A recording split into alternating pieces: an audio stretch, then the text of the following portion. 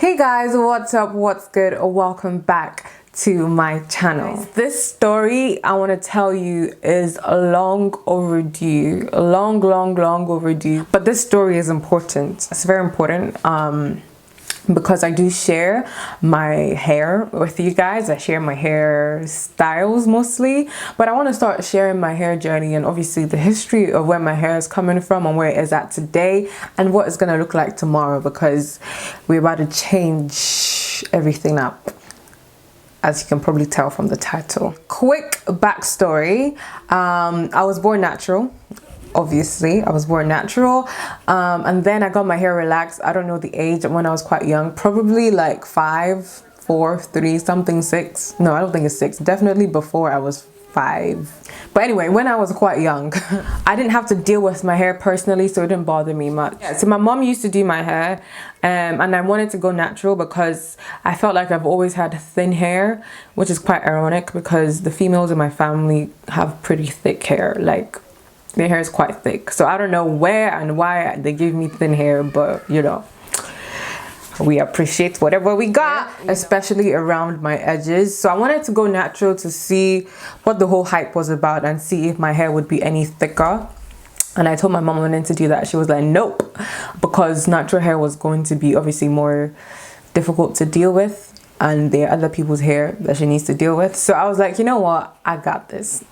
I got this. Okay, I'll get my hair, I'll take care of it myself. So that's how I started, you know, taking charge and taking power over my hair. And then I went natural, but I never actually did the big chop. I transitioned, which was fine, which was why I don't know how many years I've been natural, because I really don't know the dates I started transitioning and all of that. So I just kind of transitioned, and then I was just chopping as I go along.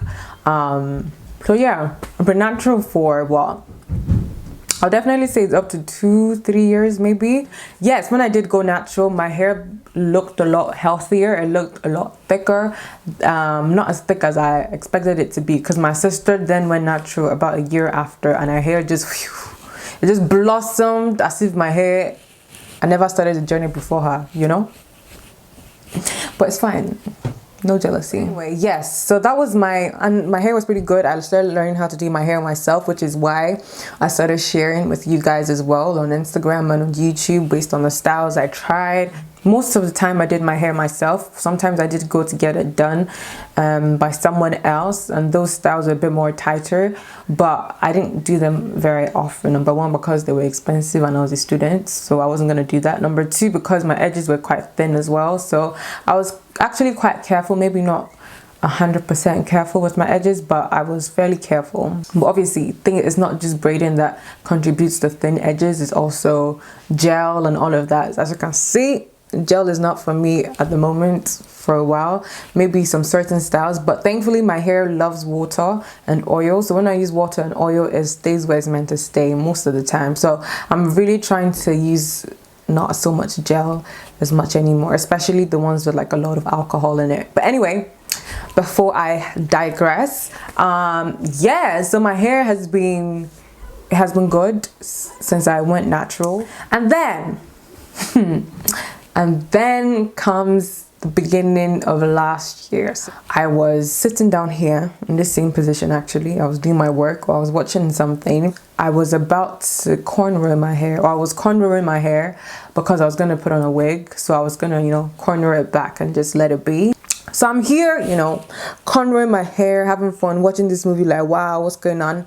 And then, you know, I'm parting and I feel a space. I was like,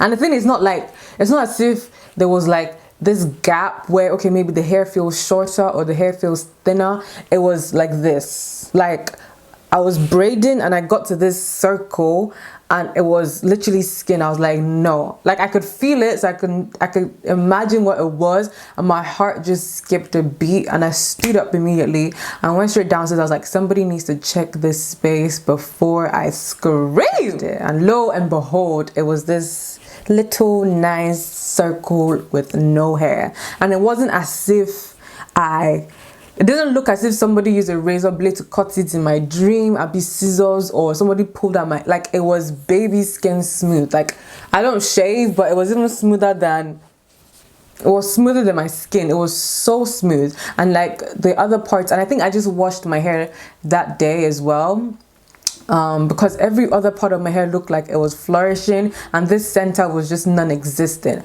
And I started to cry.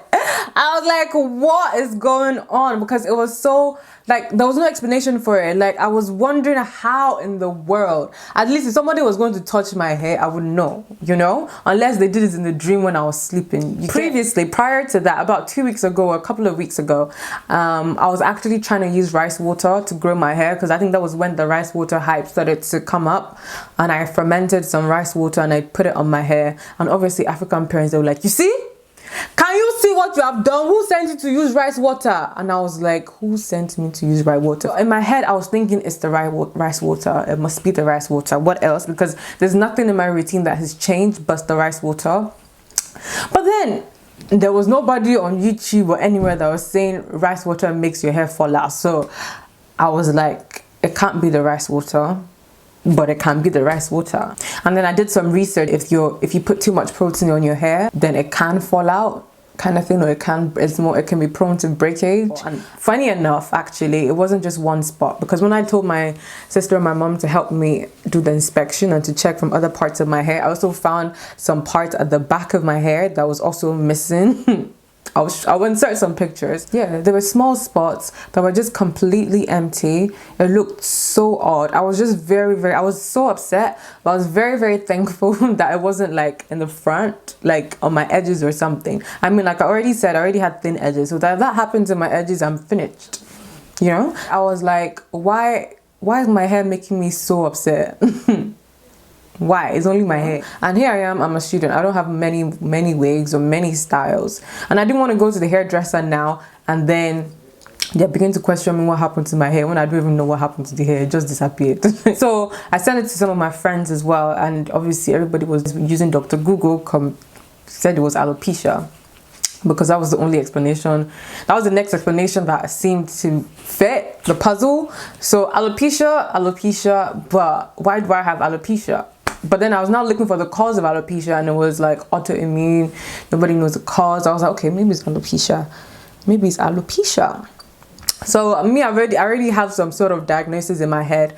And then I went to the doctor, and they also said maybe it's alopecia, but they couldn't place what it was because I was 19 at the time. 20 now, so I was 19. Yeah, I was 19 at the time. So it's like, why? Alopecia is not meant for your age. It shouldn't be for your age group. I felt like they were just so not sure of what was going on, which didn't help. They looked so confused as well. But the good thing is that they did a blood test as usual, just to see what was going on in my body, and they found that my iron levels were ridiculously low. So I can definitely say now that I think it was just a combination of both things, using rice water and also the fact that I already had low iron levels, because the rice water was just putting too much protein on my hair, which made it more prone to breakage, and I already had low iron levels, which meant that my hair was a lot more fragile than usual. So I think the combination of both around the same time just made the hair just disappear and it just ran away. We're quite low, and obviously iron deficient anemia is not something that you notice immediately, because you just think, oh, I'm tired, and all of that. So I didn't think I was, I didn't even know what iron deficient anemia was before that, or just having low iron. I just thought maybe I was tired a lot. Before I got the blood test results back, like I said, the doctor did say that maybe it's alopecia, so she gave me things like Regain to try. But I was quite reluctant to use these things because it's like they didn't really know what the cause was, and they were saying, oh, this can maybe stimulate your hair follicles to grow. But I was like,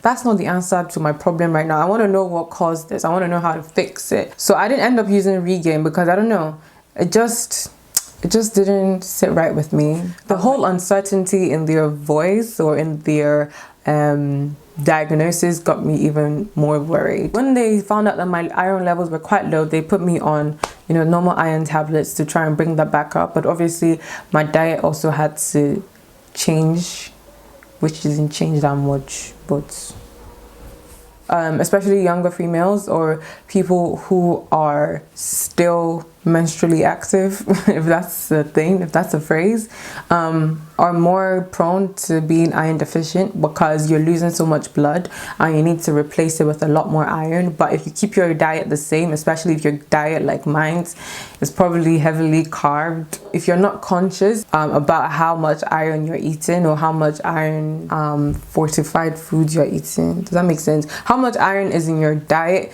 then you're most likely gonna go below normal. I was like, I just need to do something else about this. Like, clearly it's something on the inside, because initially they were trying to say it's autoimmune, and I know these doctors always want to say it's autoimmune when they don't have the answer to the question. So when I did my research on low iron levels, I realized that if you have a low iron level, your body tries to make sure that the essential parts and the essential organs are receiving blood, because you already have low blood levels. So it just needs to give it to the organs that need it the most. And your hair is not, your body doesn't really care about your hair. It's like, go and give it to, you know, the other places that need it. Your hair can fall out. It's not my concern. If you want your hair to not fall out, eat well. It had gotten to the point where it was ridiculously low, and you know, my body was like, just forget her hair, just leave the hair, let's go and do, you know, let's focus on other areas. So as you can probably see from like my edges, there's like a bit of gap. So I think definitely so some parts of my hair that's thinning out, and I wanted to make the decision to try and grow that out again and just be more intentional about growth, because the first part where it occurred, which is, you know, around here somewhere, the hair has grown back, and it's grown back pretty quickly actually. I mean, it's been almost a year, but I would say it's grown back pretty quickly. So that's pretty much what has been going on with my hair so far. So I wanted to make the decision to try and regrow it again. Yeah, so I decided that instead of trying to regrow my hair, I just wanted to start afresh. So therefore I'm gonna go bald, or cut it really short and start this whole process again. Obviously pay closer look at my diet, and obviously try and make sure I'm doing everything to maintain a healthy hair, because it's not really just about length. I'd rather have healthy hair than just a hair that looks long. So I feel like just because of the different spaces and the thinning around my hair, especially around my edges as well, it would just be best for me and my hair to just start afresh, you know. I hope you guys enjoyed this video. I hope you guys pay attention to your body, to your diet. If things are not going right, if you feel too tired, if you feel too this or too that, make sure you go check it out at your doctor, because a lot of things go on in our body and we just need to keep on top of it. So don't you know, what's the word, don't underplay things, because you never know how it's gonna turn out. Yeah, like if I never went to the doctor to check that, I probably would have still remained low iron till one day I just lie on the floor, and then it'll be like, oh, she has no blood. But you get the gist. Thank you so much for watching, guys, and I hope to see you guys in my next video. Wow, guys, my hair is actually all gone. Like, I'm actually doing this. Okay, let's move on. Let's move on, dummy. Let's move on. Let's move on. No time to waste. No time to waste. Okay, now it's the front, and I think the front to the middle part of my hair is the longest part of my hair, but we're just gonna cut that. Wow.